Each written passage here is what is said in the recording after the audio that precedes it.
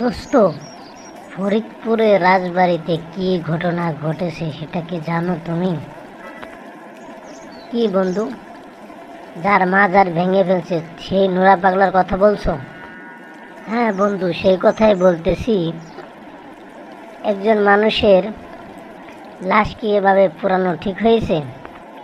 আরে বন্ধু, সে বেঁচে থাকতে যেরকম ভাবে মুসলমানদেরকে ঈমান নষ্ট করেছে এবং খ্রিস্টান বানিয়েছে, সে মৃত্যুবরণ করার পরে তার অনুসারী যারা, তার ছেলে সন্তান যারা, এদেরকে বলে গেছে আল্লাহ তাআলার বিরুদ্ধে কাজ করছে, এমনকি কোরআন শরীফকে সে ছুঁড়ে ফেলে দিছে।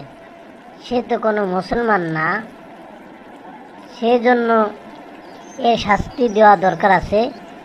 এই শাস্তির দেখে হাজারো মানুষ যাতে শিক্ষা পায়, এই জন্য ঠিক আছে। ঠিকই বলছো বন্ধু। আমি তাদের এলাকার কিছু মানুষের কাছ থেকে শুনেছি, সে মুসলমানদেরকে খ্রিস্টান বানাইতো এবং মানুষদেরকে শালা বলে ডাক দিত, এমনকি